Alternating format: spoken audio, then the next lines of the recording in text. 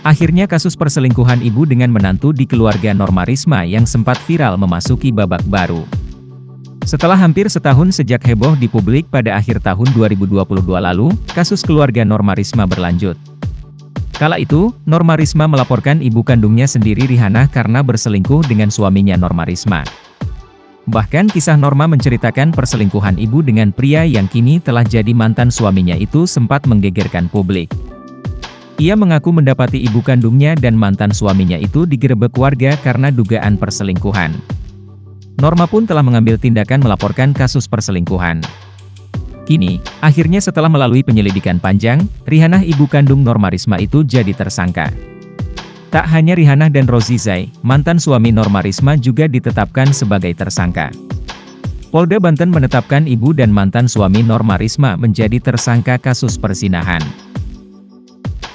Kasubdit 4 Remaja, Anak dan Wanita, Renakta, Ditreskrimum Polda Banten Kompol Herlia Hartarani mengatakan upaya penetapan status tersangka itu setelah melakukan gelar perkara. Dia menjelaskan, pihaknya sudah menangani kasus ini sejak 29 Januari 2023 lalu. Sekira 6 bulan penyidik melakukan penyelidikan untuk mengumpulkan alat bukti. Pada Rabu, 12 Juli 2023, kata Herlia, penyidik melaksanakan gelar perkara dan proses hukumnya ditingkatkan dari penyelidikan menjadi penyidikan. Sebelum menetapkan sebagai tersangka, penyidik kembali melakukan pemeriksaan pelapor, terlapor dan saksi-saksi lainnya. Akhirnya, pada Jumat, 18 Agustus 2023, penyidik melakukan gelar perkara untuk menentukan tersangka dalam perkara ini.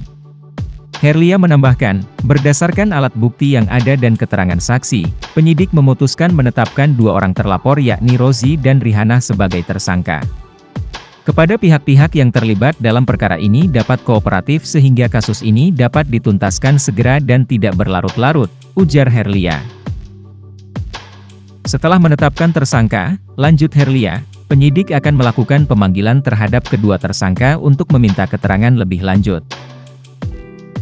Penyidik mengirimkan pemberitahuan penetapan status tersangka ke Kejaksaan Tinggi Banten, mengirimkan SP2HP kepada pelapor dan sudah dikirimkan, tanda sedia. Mereka dijerat pasal 284 KUH Pidana tentang perzinahan.